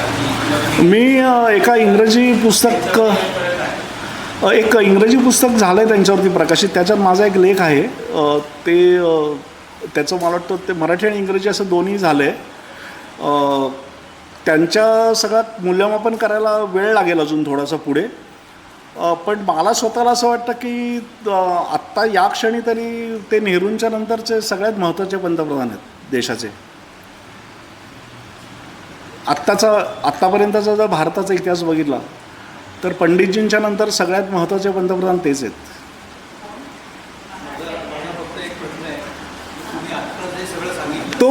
त्यांनी असं विचारलं की तुम्ही मोदींचं मूल्यमापन कसं कराल? हां, सुभाषजी.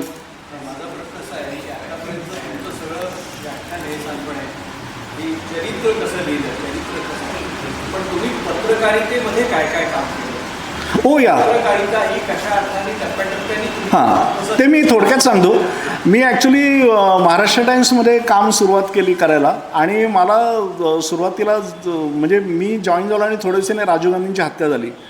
तर मला ते राजीव गांधींबद्दल लिहायला मिळालं तेव्हा तिथे. तर तो मला अजून मी ते विसरलेलो नाही आहे. ते माझे दुःख आणि आम्ही सगळे आमच्या डोळ्यातून अश्रू वाहत होते त्या रात्री 1991च्या. आणि नंतर ते लिहिलं. तर ते सोडा. त्याच्यानंतर ना मला मुख्य काम करण्याची एक चांगली संधी अशी मिळाली की मला एका बाजूला साहित्य संमेलनं आणि साहित्याचं पुष्कळ तिकडे लक्ष घालता आलं, त्यामुळे लिहिता आलं त्याच्याविषयी, साहित्याविषयी, मराठी साहित्याविषयी. आणि दुसऱ्या बाजूला मला दीर्घकाळ अग्रलेख लेखन करता आलं. तर आता आपल्याला सगळ्यांना माहीत असतं की सगळे अग्रलेख हे नेहमी संपादकाच्याच नावाने इतिहासात नमूद होतात आणि ते योग्यही आहे. कोणताही अग्रलेख तवळकरांनी लिहिला असं, पण बाकीचेही लिहायचे. तसं मला दीर्घकाळ अग्रलेख लेखन करायला मिळालं आणि त्याचा मला फायदा असा झाला की तुम्हाला अनेक बाजूंनी विचार करता येतो, अनेक गोष्टी तपासाव्या लागतात किंवा तुम्ही अचूक असावं लागतं, शैलीदार लिहिण्याची सवय तुम्हाला करून व्हावी लागते किंवा घडवावी लागते. एक प्रकारची शैली तुमची होते आपोआप विकसित ती. तो मला माझ्या कामातला एक महत्त्वाचा असा वाटतो, एक टप्पा असं. आणि काय म्हणजे नाही ना. एक थोडं विचित्र. हां, आता तुम्ही सांगितलं की राजीव गांधींची हत्या झाल्यानंतर तुम्ही डेस्कवर असाल तेव्हा डोळ्यातून अश्रू आले. तो प्रसंग तसा होता, म्हणजे ते कुणालाही असं झालं असतं असाच होता. त्याच्यामध्ये आपण त्या क्षणाला आपली जी काही तटस्थता वगैरे संपते. ठेवलेली असते. आणि माणूस म्हणून आपण तो प्रसंग अनुभवलेला असतो. बरोबर. आता हा प्रसंग आणि अगदी अलीकडे काही दिवसांपूर्वी उद्धव ठाकरे आणि राज ठाकरे जेव्हा एकत्र आले, त्यांनी हातात हात घेतले आणि ते उंचावले, तेव्हा एका स्टुडिओमध्ये सगळे लोक आनंदाने चिंतात. तर त्यासुद्धा त्यांच्या भावना होत्या. त्याच्यावर खूप टीका झाली की पत्रकारांनी असं व्हायला त्याच्याकडे पण थोडंसं पाहायला पाहिजे. नाही, मला असं वाटतं त्याकडे उदारपणे पाहिलं पाहिजे थोडंसं. काय असतं, एक तुम्हाला सगळ्यांना गंमत सांगतो बरं का. राम मंदिराचं ज्या वेळेला उद्घाटन झालं त्यावेळेला एका वाहिनीची रिपोर्टर तिकडे गेली होती. आणि आता हे असे प्रसंग घडवले पण जातात, हे तुम्ही लक्षात ठेवा. पण तो प्रसंग घडला, तिच्या डोळ्यातून अश्रू व्हायला लागले. आणि तसं म्हटलं तर तो चॅनेल काही रामभक्त नसेल, पण त्या रिपोर्टरच्या मात्र डोळ्यातून तिकडे अश्रू व्हायला लागले ते पाहत राम. तर तिला विचारलं काय, तर ती म्हणाली की हे इतकं मला आयुष्यात हे पाहायला मिळेल असं वाटलं नव्हतं. आता ते तिचं बरोबर की चूक हा भाग वेगळा. पण मला असं वाटतं की सगळ्या माध्यमकर्मींनासुद्धा एक माणूस म्हणून सवलत आहे ना. आणि तसं पाहायला पाहिजे. म्हणजे हे जे उद्धव आणि राजचं तुम्ही उदाहरण दिलं ते थोडं क्षमाशीलपणे पाहायला पाहिजे त्याच्याकडे, की होऊ शकतं असं. जसं तुम्ही मागाशी सांगितलं की पाटणबद्दल जेव्हा पुस्तक लिहित होता त्यावेळी मी वेगवेगळ्या गोष्टीचा रेफरन्स घेत होता. आणि त्यानंतर मी लिंकअप केलं स्वतः रिसर्च करून. कधी असं झालं आहे का की समजा तुम्ही लिहिलं तर तुम्हाला त्यावेळी ती जी हे होती माहिती होती ती भेटली नाही, किंवा आता तुमच्याकडे कॉन्टॅक्ट असतील की हा मला मी या गोष्टीवरती रिसर्च करतो, तर इथून मी ह्या व्यक्तीला कॉन्टॅक्ट करू शकतो आणि तुमची माहिती भेटू. तुम्हाला त्यावेळी काय अडचणी आल्या? त्यावेळेला अडचणी अशा आल्या की त्यावेळेला काय मी तुम्हाला सांगतो काय कळत नाही. ते त्यांनी जेव्हा खासदारांचे हिशेब केले ना, त्यावेळेला कोणत्या खासदारांना कसं पटवलं आणि कोणत्या खासदारांना काय दिलं आणि हे ऑपरेशन्स कोणी केली, या बऱ्याच गोष्टी संदिग्ध राहिल्या. म्हणजे असं बोललं जातं किंवा अशा बातम्या होत्या की अमुक खासदाराला सांगितलं की तुझ्या मतदारसंघामध्ये सूतगिरणी 200 कोटीची सूतगिरणी देतो, त्याच्या बदल्यात 1 मत असं. पण अशा प्रकारच्या ज्या घटना किंवा गोष्टी असतात ना, त्या मला दोन्ही सरकारं त्यांची ज्या वेळेला पडली त्यावेळेला मला काही तपशील नाही मिळू शकले त्याचे. आणि ते मिळणं तसं अवघडही असतं. आता ते आपण जेव्हा कागदपत्र सगळी मोकळी होतील किंवा काही लोक बोलतील तेव्हा कदाचित या गोष्टी कळतील. आणि दुसरं मला एक कबुली द्यायला पाहिजे अशी, ती म्हणजे अटलजींचं जे लव्ह लाईफ होतं ते मी माझ्या चरित्रामध्ये फारसं आणलं नाही आहे. म्हणजे ते एका विवाहित स्त्रीबरोबर अनेक वर्ष राहिले आणि त्यांचा अधिकृतपणे डिवोर्स झाला नव्हता त्या दाम्पत्याचा, पण तरीसुद्धा अटलजी त्यांच्यासोबत राहिले आणि अविवाहित म्हणून जन्मभर त्यांचा सगळ्या देशाला परिचय होता. पण प्रत्यक्षामध्ये त्यांचा एक संसार अशा प्रकारचा वेगळा चालू होता हे आहे. पण ते मी माझ्या चरित्रामध्ये पासिंग रेफरन्सेस दिलेत, फार त्याच्यावरती भर दिला नाही. दुर्दैवाने पुस्तकावर माझा जो सिनेमा काढला त्याच्यात त्यांनी तो फार प्रसंग जास्त ठळकपणे लिहिला आहे. याचं कारण मी तुम्हाला सांगतो की मला त्यांच्या एक राजकीय नेता म्हणून मला जास्त लिहायचं होतं. त्यांच्या व्यक्तिगत चारित्र्याची मला फार त्याच्यात उठाठेव करायची नव्हती. म्हणजे कोणाला तरी त्या पुस्तकातली एक कमतरता पण वाटेल तर ते मला मान्य आहे.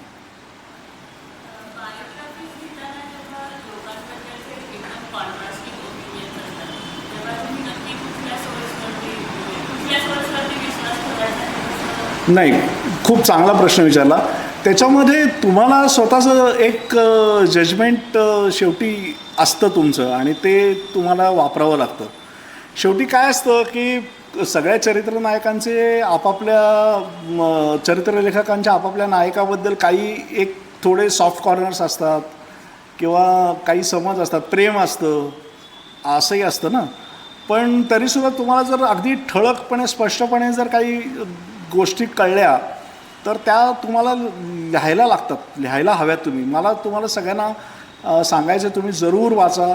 य.दी. फडके हा महाराष्ट्रातला एक खूप मोठा आधुनिक इतिहासकार होऊन गेला आणि त्यांनी असं लिहून ठेवलं. त्यांच्या आयुष्यात अनेकदा असे प्रसंग आले की त्यांच्या आवडत्या माणसांबद्दल त्यांना खरं लिहावं लागलं आणि ते अनेकदा अप्रिय होतं. अनेकदा अप्रिय गोष्टी, म्हणजे विशेषतः संयुक्त महाराष्ट्राच्या चळवळीचा इतिहास त्यांनी ज्या वेळेला लिहिला त्यावेळेला अनेक नेते हे अत्यंत विचित्र वागलेत. पण फडक्यांनी, य.दी. फडके सरांनी त्याचा मुलाहिजा न ठेवता त्यांनी ते सगळं नोंदलं आहे. अशी निर्भीडता आणि निष्पक्षता ही यावी लागते.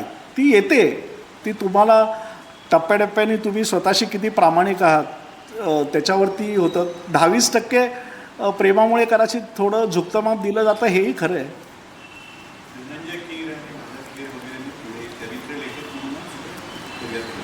किराणी खेर भादकेरांनी. हो जाणीवपूर्वक हो चरित्र हो.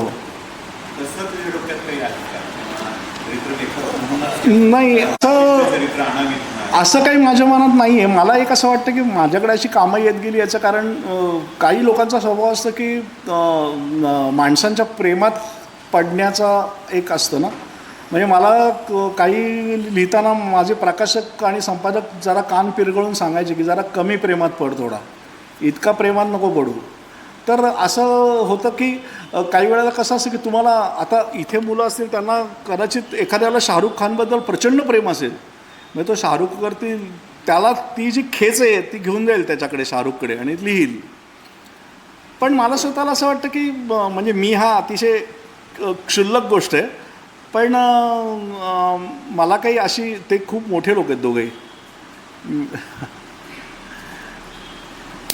आता अजून पुढची काय 5 वर्ष ते बघू आता काय.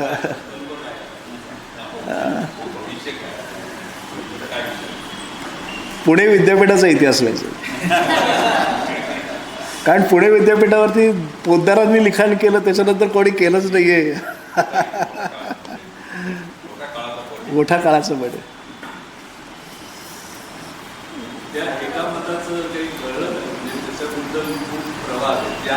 हो, तेच शिवसेनेच्या खासदारांपासून अनेकांचे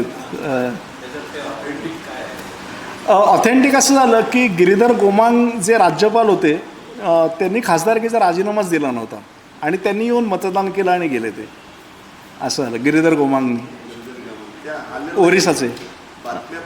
हां, गोमांगचं मत हे, नाहीतर मग इक्वल झालं असं, मग सभापतींना मत देता आलं असं. हे मागे काहीतरी कोणतरी कोणतं काहीतरी विचार होतो.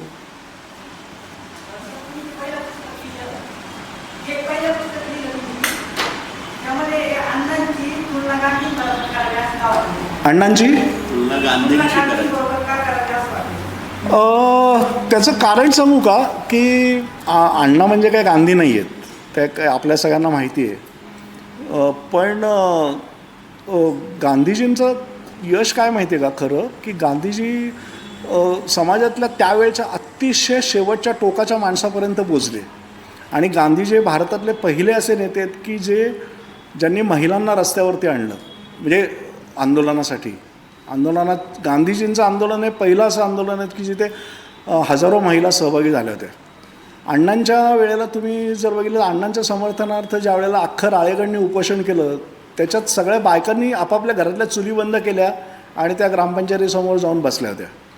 आणि दुसरं असं की मला एक असं वाटतं की म्हणजे महाराष्ट्रामध्ये ना भ्रष्टाचाराच्याबद्दल आवाज उठवायला हवा, ही जी एक नैतिक चाड असावी लागते ना, ती फक्त अण्णा हजारेंमध्ये दिसली. ते अपयशी ठरले, ते काही लोक म्हणतात ते बावळट होते, त्यांना आंदोलन नीट करता आलं नाही वगैरे, हे सगळ्या गोष्टी आहेत. त्यांना केजरीवालांनी हायजॅक केलं वगैरे, हे सगळे भाग सोडा. पण भ्रष्टाचाराबद्दल एक नैतिक चाड असायला हवी आणि तिला आवाज द्यायला हवा, एक सामाजिक आवाज द्यायला, आविष्कार द्यायला हवा. हे अण्णांनाच कळलं फक्त 1960 नंतर आजपर्यंत, आणि त्यांनी ते करून दाखवलं. असे गांधीजीच होते की गांधीजींनी असं मिठाचा सत्याग्रहाचा तुम्ही इतिहास बघा, तो कशासाठी आहे, निळीचा सत्याग्रह काढून बघा, तो कशासाठी आहे, तो केवळ अन्याय होतो आहे आमच्यावरती म्हणून उठवलेला आवाज येतो. तेच सूत्र आहे त्याच्यामध्ये, म्हणून ते तसं म्हटलं आहे. पण ते लक्षणाने घ्यायचं असतं, म्हणजे 100% आपण म्हणतो ना की हा असा आहे, आजच्या काळातला अमुक आहे, तसं ते. पण तुमचं मतभेद आहे का त्याच्याबद्दल? तुम्हाला आवडलं नाही का तसं? तसं नाही. नाही नाही नाही, योग्य, मला आवडलं. नाही नाही, डोंट बी डिफेन्सिव्ह. काय तर वाटलं तर वाटलं. काय संपायचं आहे?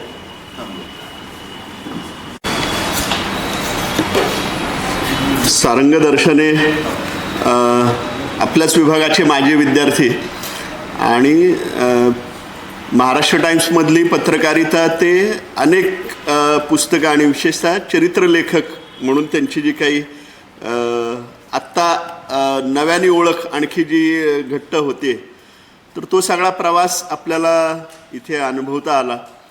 आणि मुख्यतः मी आत्ता त्यांच्या मांडणीचं जे सगळं वैशिष्ट्य होतं की ते जे स्थित्यंतर आहे आणि तो जो टप्पा उलगडत त्यांनी गेले की पत्रकारिता करत असताना आपल्याला ज्या गोष्टी चांगल्या रीतीने करता येतात, मी त्याच्यामध्ये अनुवाद आहे, व्यक्तिचित्रण आहे आणि समकालीन वर्तमानाचं असलेलं जे काही भान आहे त्याच्या आधाराने त्या चौकटीमध्ये माणूस उभा करणं, हे जे काही काम आहे त्यांनी जे केलं आहे. त्यामुळे अगदी अण्णा हजारे यांच्या चरित्रापासून ते अटलजींपर्यंतच्या चरित्रापर्यंत तो सगळा जो काही हे आहे, तर तो नक्की आपल्याला सगळ्यांना पत्रकारितेचे विद्यार्थी म्हणून मार्गदर्शक ठरेल असा विश्वास हा नक्की वाटतो.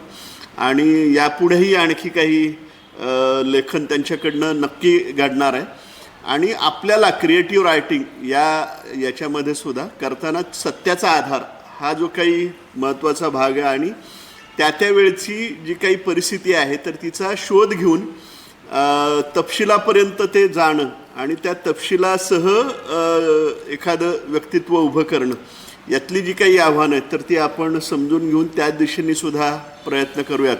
त्यामुळे सारंग आपल्याच विभागाचे माजी विद्यार्थी असल्यामुळे त्यांचे औपचारिक आभार मी मानत नाही, पण कृतज्ञता जरूर व्यक्त करतो. आणि आज या निमित्ताने प्रसाद मिराजदार सर जे आपल्यातच आहेत आणि आता महाराष्ट्र साहित्य परिषदेची जी नवी कार्यकारिणी निवडून आली त्याच्यामध्ये त्यांची जी स्थानिक कार्यवाह म्हणून निवड झाली त्याच्याबद्दलचाही आनंद मी इथे व्यक्त करतो. आणि प्रश्नोत्तरही अतिशय चांगली झाली. त्यामुळे इथे आपल्या वर्गामध्ये प्रश्न विचारण्याचं स्वातंत्र्य आणि त्याचं जे काही प्रशिक्षण आहे तर ते योग्य रीतीने दिलं जात असावं असं एक जरा आशा व्यक्त करतो. आणि आत्ता जो आपला विद्यार्थ्यांचाही जो न्यूज वीक कार्यक्रम चालू आहे त्यामुळे फर्स्ट इयरचे विद्यार्थी मुख्यतः आत्ता त्या सगळ्या प्रक्रियेतनं जात आहेत, त्यामुळे त्यांनासुद्धा याचा नक्की उपयोग होईल असा विश्वास मी इथे व्यक्त करतो. आणि आजचा आपला हा कार्यक्रम इथेच संपतो आहे असं मी जाहीर करतो. धन्यवाद.